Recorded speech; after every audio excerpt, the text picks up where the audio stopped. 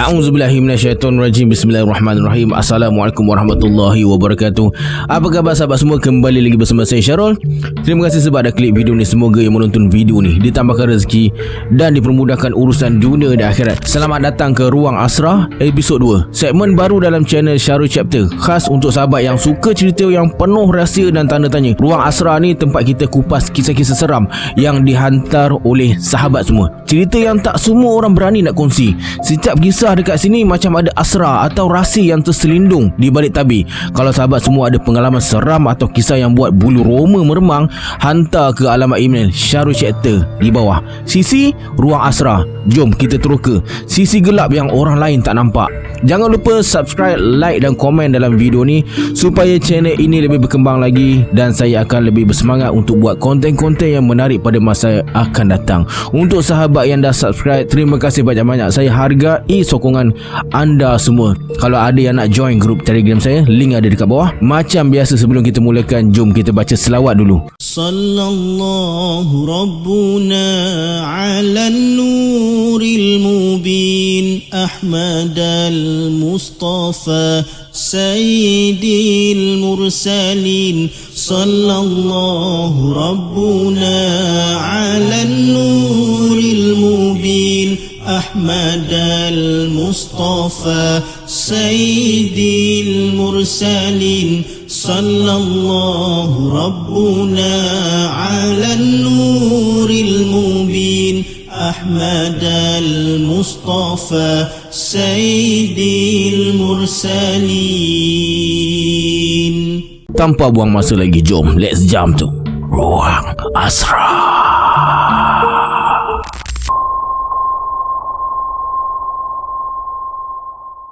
Kisah ni jadi bulan 4 tahun 2005. Masa tu K dengan kawan baik dia Bob dan adik sepupu Bob, kita sebut saja nama dia Jeffrey sebab pengirim pun dah lupa nama dia.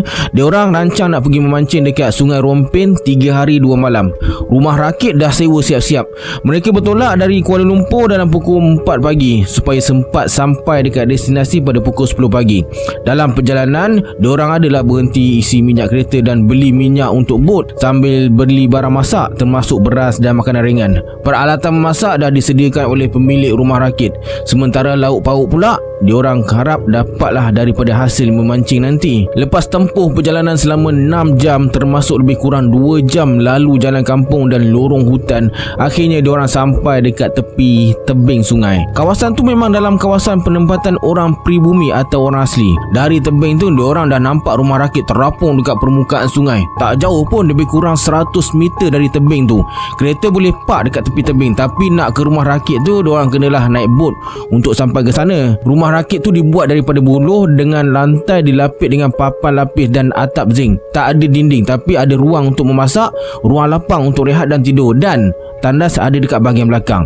Rumah rakit tu ditambah dekat dasar sungai dengan tali yang kuat supaya tak hanyut. Luas juga rumah rakit tu dalam 100 meter persegi. Nampak kemas dan terjaga rapi. Memang sesuai sangat untuk lepak sambil memancing dekat situ. Pemilik rumah rakit tu nama dia Abang Man. Umur sekitar 30-an dan awal 40-an. Penduduk kampung Melayu berhampiran. Abang Man ni jugalah yang akan bawa diorang memancing nanti dengan bot dia sendiri. Hasrat diorang nak memancing pada hari pertama tu tak kesampaian. Hujan lebat turun lewat hari sebelumnya, jadi air sungai jadi besar, deras dan keruh. Diorang pun sepakat untuk lepak-lepak je sambil memancing dari rumah rakit tu. Bila hari hampir senja, Abang Man minta diri nak balik. Katanya nak tengok bola dekat rumah Tok Batin. Rumah Tok Batin tu ada astro. Diorang bertiga pun tak syak apa-apalah yang buruk akan jadi. Jadi diorang relax je lah bila Abang Man tinggalkan diorang dekat situ. Malam tu lepas mandi dan makan ala kadar, mereka bertiga main trop sambil borak-borak. Suasana memang damai. Yang kedengaran cuma deruan air sungai sebab rumah rakit tu tak jauh sangat dari tebing sungai yang ada hutan tebal. Sesekali terdengar juga bunyi unggas, bunyi ungka dan haiwan liar yang lain. Kali terakhir kita tengok jam tangan dia baru pukul 11 malam. Dari duduk, lepas tu baring, meniarap. Diorang terus borak sambil minum kopi dan hisap rokok. Layan malam dekat atas rumah rakit tu. Tiba Tiba-tiba diorang dengar suara ungka bertempik-tempik tanpa henti. Dalam keadaan sekeliling yang asalnya tenang, suara ungka membekik tu bergema kuat. Memang lain macam rasanya. Tempikan tu tak lama, lebih kurang 1 ke 2 minit je. Lepas ungka-ungka tu berhenti, suasana tiba-tiba jadi senyap sunyi. Terlalu senyap sampai deruan air sungai pun tak kedengaran langsung. Keadaan senyap yang pelik tu berlangsung dalam 1 hingga 2 minit juga, tapi cukup buat diorang rasa tak sedap hati. Mereka bertiga terkesima sekejap, tapi masih tak fikir apa-apa yang pelik. Mungkin memang macam nilah suasana dalam hutan waktu malam, fikir diorang lah. Tapi lepas tu, sesuatu yang tak disangka-sangka membuatkan diorang terus kaku ketakutan. Lepas 1-2 minit dalam keadaan sunyi sepi tu, tiba-tiba terdengar suara rintihan dan tangisan perempuan. Suara tu kuat sampai bergema sekeliling rumah rakit tu. Kedengaran macam suara perempuan tu tengah sakit atau dalam kesedihan yang sangat dalam, macam orang yang dah putus harapan. Tangisan dan rintihan tu berlangsung selama 1 hingga 2 minit. Walaupun suara tu tak lama, diorang rasa macam berabad lamanya. Rasa rileks diorang tadi bertukar jadi takut dan seram yang amat sangat. Bulu roma masing-masing dah meremang, dada berdegup kencang dan badan menggigil satu hal. Walaupun tak nampak jasadnya, diorang boleh rasa yang suara tu memang bukan datang dari manusia. Dalam hati masing-masing dah mula meneka, ni Pontianak ke Lang Sui? Lepas suara tu berhenti, suasana kembali macam biasa. Deruan air sungai, bunyi unggas dan ungka semua kembali kedengaran. Tapi diorang bertiga dah diselubungi rasa takut dan seram yang tak terkata. Diorang duduk rapat-rapat, masing-masing baca apa saja ayat suci yang terlintas dalam kepala. Dalam keadaan kejap terlena, kejap terjaga, akhirnya azan subuh berkumandang. Dan tak lama lepas tu, pagi pun menjelma. Pukul 7 pagi, Abang Man datang ke rumah rakit tu. Masa tengah minum kopi, K mula bercerita apa yang jadi malam tadi. Abang Man nampak terkejut dengan cerita yang K sampaikan tu. Aku tak sangka dia akan datang ganggu kamu bertiga. Dah lama dia tak muncul, kata Abang Man sambil tunduk dan giling-giling kepala. Apa sebenarnya yang ganggu kami semalam, Abang Man? Mati anak. Mati anak? Ya, orang pribumi panggil dia mati anak. Ada 2 jenis mati anak. Satu mati anak kampung yang orang kita panggil Pontianak, dan satu lagi mati anak hutan yang orang kita panggil Lang Sui. Mereka bertiga terkedu dengan penjelasan dari Abang Man. Ini kali pertama diorang kena ganggu dengan makhluk macam tu, dan rasa seram mula muncul balik dalam hati masing-masing. Jadi malam tadi tu mati anak kampung ke hutan? Tanya K. Menurut Abang Man, mati anak hutan iaitu Lang Sui. Kalau dengar suara dia dekat, kuat dan bergema, maknanya dia sebenarnya jauh. Tapi kalau suara dia lemah, sayup-sayup macam jauh, itu maknanya dia dekat. Malam semalam, dia dah bagi amaran pertama. Bila dengar bunyi bising dari hutan sebelum dia datang, maksudnya semua makhluk hutan tengah beri amaran yang si mati anak ni akan menghampiri kawasan tu. Tiba-tiba suasana jadi sunyi. Itu tandanya semua makhluk hutan dah sembunyikan diri sebab takutkan mati anak tu. Mati anak hutan atau Lang Sui lebih ditakuti oleh orang pribumi dekat situ berbanding mati anak kampung atau Pontianak. Sebab mati anak hutan ni selalu muncul dalam rupa yang hodoh dan menyeramkan. Pakai kain putih lusuh, kulit putih pucat, rambut panjang kusut, mata merah menyala, kuku tangan dan kaki panjang, siap ada siung pada gigi dan siku dia. Menurut cerita orang pribumi, mati anak hutan ni asalnya dari roh perempuan yang mati dirogol atau dibunuh. Dia juga boleh diseru atau dihalau dengan mentera oleh dukun yang ada ilmu hitam, biasanya untuk tujuan balas dendam. Mati anak kampung pula asalnya dari roh perempuan yang mati semasa atau selepas lahirkan anak. Biasanya menjelma jadi perempuan cantik dengan penampilan yang sangat elok. Bunyi dorang pun lain. Mati anak hutan biasanya berbunyi macam menangis atau merintih, sementara mati anak kampung pula bunyinya macam mengekek atau mengilai. Mati anak hutan ni lebih ganas dan bahaya, dan selalu duduk atas pokok tinggi atau batu besar untuk ganggu manusia. Sementara mati anak kampung lebih suka berkeliaran berjalan atas tanah. Abang Man cerita lagi, zaman dulu kalau ada kematian perempuan yang orang pribumi takut akan jadi mati anak hutan, diorang akan buat beberapa langkah untuk elakkan mayat tu bangkit dari kubur.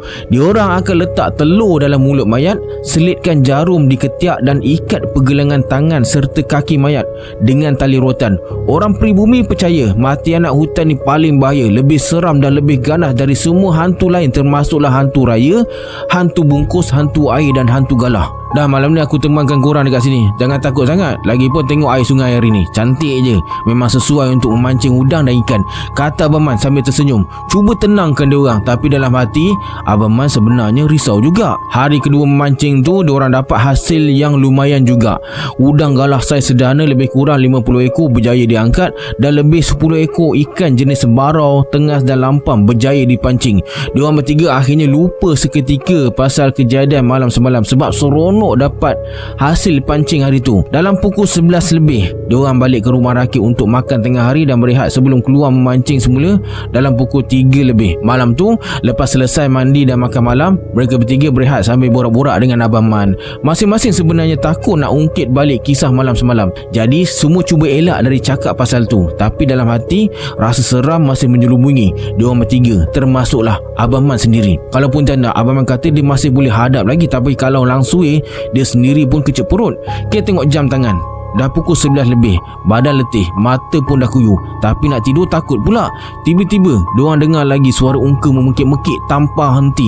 Sama macam malam sebelumnya, suara ungka tu bergema kuat memecah kesunyian malam. Tempikan tu tak lama, cuma dalam 1-2 minit. Lepas ungka tu berhenti, suasana tiba-tiba jadi senyap sunyi macam semalam. Tapi kali ni apa yang berlaku seterusnya membuatkan diorang rasa nak terjun dalam sungai tu. Lepas 1-2 minit dalam keadaan sunyi sepi, diorang terdengar lagi suara rintihan dan tangisan perempuan yang kuat sampai bergema sekeliling rumah rakit tu. Tapi kali ni suara yang mula-mula kedengaran kuat dan bergema tu perlahan-lahan bertukar jadi sayup-sayup je. Mata Abang Man dah mula melilau cari kelibat mati anak tu. Tiba-tiba diorang dengar bunyi angin dan kepakan besar macam sayap burung yang sangat besar tengah terbang. Bunyi kepakan tu disertai dengan tangisan dan rintihan yang makin lama makin sayup, sampai akhirnya bunyi tu berakhir dengan sesuatu yang berat hinggap atas atap zinc rumah rakit tu. Kalau setakat bunyi angin dan bunyi kepakan sayap besar tu, mungkin masih boleh diandaikan itu seekor burung besar macam burung enggang badak ke. Tapi kenapa ada suara perempuan menangis dan merintih pula? Abang Man cepat-cepat tunjuk isyarat senyap sambil mata dia isyaratkan ada sesuatu dekat atas kepala mereka. Bunyi tangisan dan rintihan masih berterusan, perlahan tapi cukup jelas untuk buat bulu roma mereka meremang. Tiba-tiba diorang dengar bunyi macam sesuatu mencakar atap zinc, macam kuku panjang atau siung yang menggesit permukaan zinc tu. Mereka bertiga terus kaku. Satu ayat suci pun tak terlintas dalam fikiran, apatah lagi nak dibaca. Benda tu macam mengesot ke sana ke sini atas atap tu. Bunyi desahan dan rintihan sayu berlega-lega atas kepala. Beberapa minit kemudian, diorang dengar bunyi sayap yang mengepak dengan kuat, zup zup zup, dan benda tu akhirnya terbang pergi, tinggalkan mereka dalam kegelapan yang sunyi. Lepas tunggu beberapa minit dalam keadaan sunyi, akhirnya Abang Man bersuara, "Alhamdulillah, dia dah pergi. Kamu bertiga cubalah tidur. Esok nak bangun awal pergi memancing." Mana mungkin diorang boleh lena dalam keadaan takut macam tu, tambah lagi dengan risau kalau benda tu datang balik dan muncul depan mata mereka.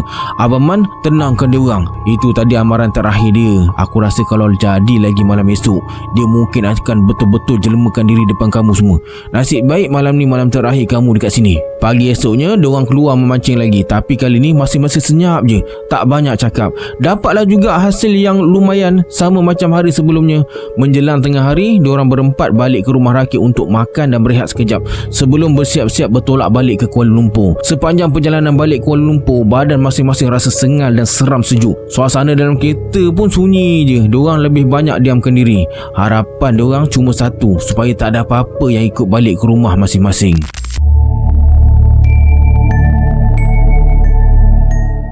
Malam tu, Din rancang nak ride ke Kuala Terengganu dengan geng ke RZ member 6.0. Ride bulan September baru-baru ni. Mereka adalah dalam 7 ke 9 biji motor, masing-masing datang dari Kuantan. Jarak dari Kuantan ke Kuala Terengganu dalam 3-4 jam je. Jadi mereka sepakat untuk jalan waktu malam. Taklah panas sangat. Macam biasa janji Melayu nak gerak pukul 10 malam, tapi tunggu punya tunggu. Dalam pukul 12 tengah malam juga baru tayar bergolek. Member ada ajak lalu dekat highway LPT2 dan mereka semua on je. Baru je masuk highway, dalam 20 minit perjalanan, tiba-tiba salah satu motor kawan Din Din ni ada masalah. Mereka pun berhenti tepi jalan nak baiki motor tu kejap. Masa tengah baiki tu, Din cakap, tak ada ke tempat lain nak berhenti? Depan sikit tu terang, banyak lampu. Sekarang ada pula yang tumpang kita dalam gelap ni, kata si Din ni. Kawan yang lain gelak je lah. Lepas dalam 10 minit, bila motor dah siap, mereka pun sambung perjalanan. Din ni jenis suka duduk belakang sekali sebab motor dia tak laju sangat. Jadi selalulah kena tinggal dekat belakang. Masa tengah bawa motor dalam 100 km sejam tu, tiba-tiba ada kereta lalu sebelah Din. Horn panjang dan pecut laju. Din pelik jugalah, tapi abaikan je. Lepas tu ada 2-3 biji kereta lain buat benda yang sama. Horn kuat-kuat, lepas tu pecut macam lari dari sesuatu. Din mula rasa tak sedap hati. Masa tu juga Din rasa motor dia mula rasa makin berat. Macam ada benda yang buatkan motor dia jadi perlahan semacam.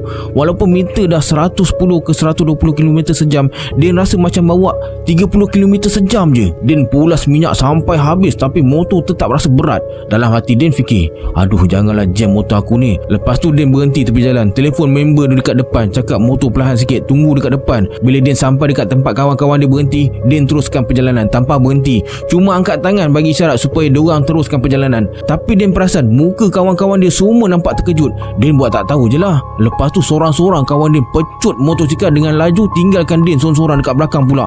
Dalam hati Din dah sumpah seranah, kurang ajar punya kawan. Motor dah lah berat macam nak jam, diorang boleh tinggal aku sorang-sorang dekat sini. Masa Din tengah tukar kanting dekat belakang sorang-sorang tu, tiba-tiba ada lori bawa perlahan je lalu sebelah dia. Kelendan lori tu jenguk keluar dan cakap dekat Din, bro, cantik penumpang dekat belakang tu. Masa tu bulu roma Din terus meremang. Dia terus pandang belakang, tak ada siapa-siapa, tapi motor masih rasa berat lagi. Kebetulan masa tu dah sampai dekat kawasan berlampu. Din tengok side mirror dan nampak bayang-bayang dekat tempat duduk belakang motor dia. Ada kain melayang-layang tapi nampak macam bayang-bayang. Dalam otak dah blank, nak baca apa pun tak ingat. Tiba-tiba Din teringat pesan orang tua-tua, kalau ada yang tumpang motor dekat belakang, letak je tangan dekat belakang tu, jangan bagi ruang untuk dia duduk. Tak tunggu lama, Din terus Superman je, tak ada nak hulur tangan dah. Automatik motor dia jadi ringan balik dan laju macam biasa. Dalam masa yang sama, Din dengar bunyi halus, perempuan ketawa dekat telinga. Din pulas minyak, kejar member dekat depan. Sampai dekat R&R Ajil, Din terus maki kawan-kawan dia sebab tinggalkan dia seorang dekat belakang. Diorang cuma cakap, kau tak tengok ke belakang kau tadi, Din? Din cuma diam je sebab malas nak cerita apa yang berlaku tadi. Sampai homestay dekat Kuala Terengganu dalam pukul 4 lebih pagi. Mereka semua dah penat gila. Ada yang dah nak tidur, ada yang tengah lepak-lepak. Tiba-tiba pintu rumah diketuk dengan kuat berkali-kali. Masing-masing terkejut. Din yang paling cuak sebab tadi Kak Ponti tumpang motor dia. Salah seorang dari mereka bangun buka pintu, tapi tak ada siapa dekat luar. Dia pun tutup pintu semula. Baru nak jalan ke belakang, pintu belakang pula kena ketuk. Dalam masa yang sama, tingkap pun kena ketuk. Satu rumah jadi panik, kena ketuk depan belakang bertalu-talu sampai azan subuh. Lepas azan, baru gangguan berhenti. Esoknya dalam pukul 10 pagi, Din telefon owner homestay dan ceritakan apa yang jadi dari pukul 4 lebih tu sampai subuh. Malam tu owner datang bawa ustaz dalam pukul 9 malam. Ustaz tu mulalah baca-baca ayat suci. Dah selesai, ustaz tu cakap benda tu ikut mereka dari highway lagi. Maksudnya Din lah yang bawa dia sekali naik motor dari highway sampai rumah tu. Lepas ustaz buat ruqyah, barulah mereka semua boleh tidur dengan tenang. Kesimpulan cerita ni, dekat mana-mana pun kita pergi, jaga mulut, jangan cakap sebarangan, nanti lain yang datang menumpang.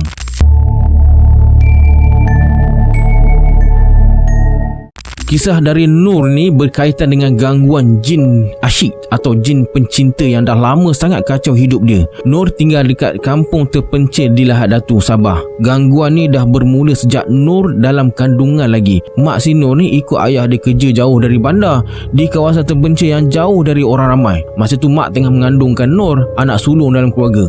Sepanjang mengandung, mak dan ayah belum sempat lagi nak balik ke kampung sebab jarak tempat kerja ayah jauh sangat. Sejak mengandungkan Nur, mak dah kena ganggu banyak kali sampai hampir-hampir keguguran. Nasib baik ada seorang bidan kampung yang memang pandai dengan rawatan tradisional ni. Jadi Nur berjaya diselamatkan. Sampai masa mak nak bersalin, mak terpaksa dibawa ke hospital besar di Lahad Datu. Nak ke sana pun mencabar sangat sebab jalan jauh. Kebetulan hari tu hujan lebat tak berhenti.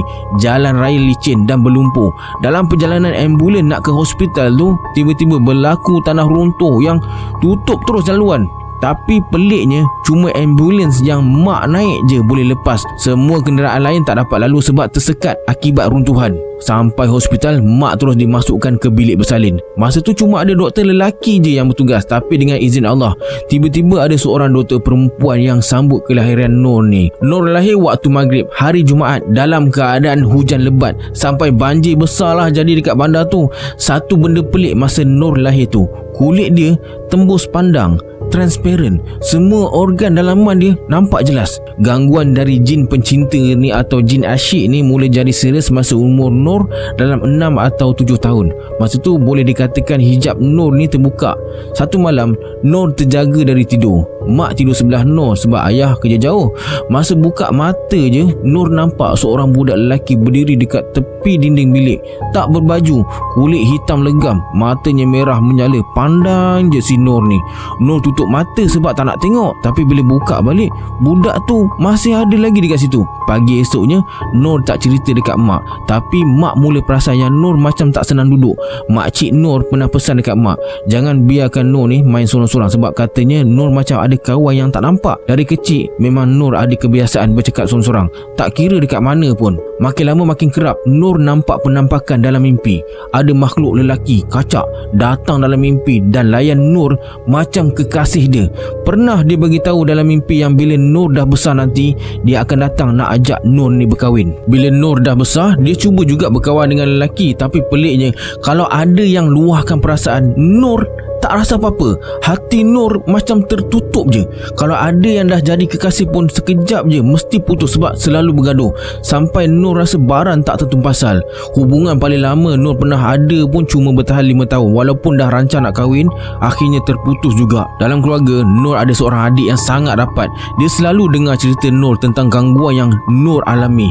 Satu hari, adik Nur bermimpi jumpa jin tu. Rupa jin tu separuh badan manusia, kakinya macam kuda dan ada tanduk 2 dekat atas kepala. Dalam mimpi tu, adik Nur siap bagi amaran pada jin tu supaya jangan kacau kakak dia si Nur ni. Tapi jin tu cakap dia takkan lepaskan Nur sampai bila-bila. Malangnya, masa bulan puasa, adik Nur yang paling rapat ni meninggal dunia sebab kanser limfoma. Sejak adik Nur meninggal, gangguan jadi makin teruk. 2 tahun Nur murung sebab kehilangan tempat untuk luahkan semua ketakutan. Satu malam tu, jin tu datang lagi dalam mimpi, siap sarungkan cincin yang ada butiran mutiara dekat jari manis Nur. Tapi tak berjaya sebab Nur pakai cincin emas yang mak dia bagi. Jin tu jadi marah bila tak dapat sarungkan cincin tu. Gangguan makin menjadi-jadi. Kadang-kadang jin tu datang dalam mimpi menyerupai orang yang Nur kenal. Cuba ajak buat benda yang tak elok, tapi sebab Nur tahu itu bukan orang sebenar, Nur lawan habis-habisan. Pernah sekali tu, Nur tertidur waktu siang dalam bilik. Tengah baring tu, tiba-tiba rasa tilam dekat sebelah dia mendap, macam ada orang baring sebelah dia. Lepas tu terasa ada tangan melingkar dekat pinggang dia. Nur jadi panik, cuba panggil adik perempuan Nur, tapi suara tak terkeluar. Nur menangis sambil lafazkan kalimah Allah berulang kali sampai benda tu hilang. Masa tu kebetulan adik perempuan Nur masuk bilik dan nampak muka Nur ni pucat sangat. Lepas Nur cerita dekat dia, sejak tu adik Nur tak pernah biarkan Nur duduk sorang-sorang lagi.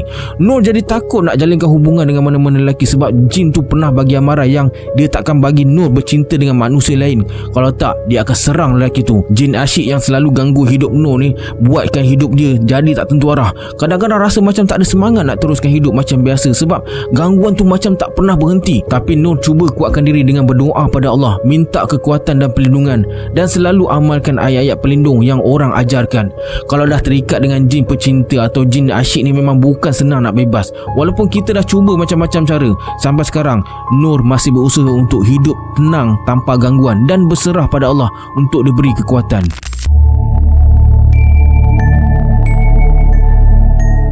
Pak Mat ni umur dah masuk 60-an tapi masih gigih cari rezeki bawa teksi sapu dekat kampung.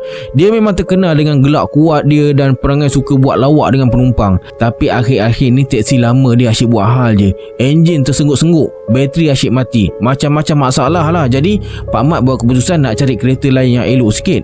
Satu hari tu Pak Mat jumpa seorang peniaga kereta terpakai. Peniaga tu ada kereta lama, harga murah sangat. Dari luar nampak okey walaupun agak usang, tapi Pak Mat perasan muka peniaga tu macam cemas je bila dia tanya, "Kenapa murah sangat ni bang?" Tak ada apa-apa pun, cuma ramai orang tak berani nak pakai kereta ni sebab ada yang cerita orang nampak hantu dalam ni. Tapi kalau abang berani, ambil je lah. Hantu lah, saya ni dah tua bangka, tak ada hantu nak kacau saya lah. Saya ambil je, janji harga okey. Tanpa fikir panjang, Pak Mat pun beli kereta tu. Anggap cerita hantu tu khabar angin orang kampung je. Dia tak ambil kisah sangat. Malam pertama Pak Mat guna kereta tu buat teksi sapu. Semuanya nampak okey pada awalnya. Kereta tu pun jalan lancar, enjin smooth je. Bila sampai satu simpang, ada seorang penumpang tahan teksi dia. Seorang lelaki tua nak pergi ke kampung yang tak berapa jauh lah. Pak Mat pun ajaklah berborak, buat lawak sikit macam biasa. Penumpang tu pun senyum-senyum je, tak banyak cakap. Dalam perjalanan, Pak Mat terus tengok dari cermin pandang belakang dia. Sesekali jeling lah tengok penumpang tu ada dekat belakang. Tapi bila sampai destinasi dan Pak Mat pandang belakang untuk minta bayaran, penumpang tu dah hilang. Kerusi belakang tu kosong. Pak Mat terus garuk kepala macam tak percaya, sebab dia yakin memang tadi ada penumpang siap bersembang lagi. Tapi lepas fikir sekejap, mungkin dia terbawa-bawa kot dengan cerita hantu pasal kereta ni. Sepanjang perjalanan Pak Mat rasa tak sedap hati. Setiap kali dia pandang belakang macam ada bayang-bayang orang duduk dekat kursi belakang tu. Tapi bila tengok betul-betul tak ada siapa pun. Esoknya Pak Mat ceritalah dekat kawan baik dia, Karim, pemandu teksi sapu juga. "Karim, malam tadi aku rasa macam ada penumpang hantu dalam kereta aku tu. Tapi tak apa, aku okey je. Hantu pun takut dengan aku." "Mana ada hantu berani dengan kau, Mat? Tengok muka kau je, hantu pun lari."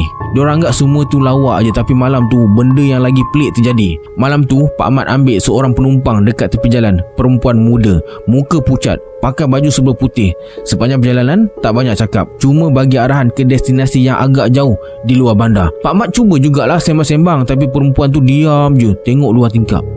Pak Mat mula rasa lain macam, tapi dia teruskan memandu. Tiba-tiba perempuan tu bersuara, "Pakcik, berhenti dekat sini." Pak Mat pun berhentilah dekat tepi jalan yang gelap. Kiri kanan penuh pokok. Bila dia pandang belakang, tempat duduk tu kosong, tak ada sesiapa. Pak Mat terkedu, mata terbeliak. Tak semena-mena enjin kereta mati pula. Pak Mat cuba hidupkan enjin balik, tapi tak boleh, tak hidup-hidup. Masa tu Pak Mat terdengar bunyi gelak halus dekat luar kereta, macam suara budak kecil. Pak Mat dah mula berpeluh. Pak Mat pandang cermin belakang dan terkejut besar bila nampak perempuan tadi berdiri dekat luar kereta, tengah senyum sambil lambai-lambai dekat dia. Pak Mat terus menjerit ketakutan dah keluar dari kereta. Dia cuba telefon Karim, kawan dia tu, tapi tak ada line. Pak Mat makin cuak. Dia tak nak tunggu lama-lama dekat situ. Jadi dia lari ke arah jalan besar cari bantuan. Nasib baik lepas beberapa minit ada kereta yang lalu dan berhenti bila nampak Pak Mat melambai dekat tepi jalan dengan muka pucat lesi. Orang tu tumpangkan Pak Mat sampai ke pekan terdekat. Sampai dekat pekan, Pak Mat terus telefon Karim dan ceritakan apa yang jadi. Karim datang jemput Pak Mat dan hantar Pak Mat sampai ke rumah dia. Esoknya Karim datang rumah Pak Mat nak tengok keadaan dia. Pak Mat masih terkesan dengan apa yang berlaku. Jadi Pak Mat cerita semula apa yang dia alami dengan lebih tenang lagi. Kali ni Karim yang biasa suka gelak pun jadi serius. Mungkin betul cerita pasal kereta tu. Tak semua benda murah tu berbaloi. Kadang-kadang memang ada sebab kenapa orang tak nak sesuatu barang tu, kata Karim. Pak Mat hanya mengangguk. Dia sedar tak semua benda boleh dibuat main, terutama kalau ada unsur mistik. Lepas fikir masak-masak, Pak Mat buat keputusan untuk jual balik kereta tu kepada peniaga yang sama. Duit dari hasil jualan tu dia guna untuk beli kereta lain walaupun harganya lebih mahal.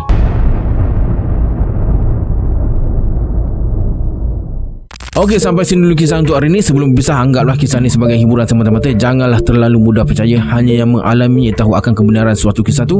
Kita berjumpa di video akan datang. Saya Syarul. Assalamualaikum. Adios.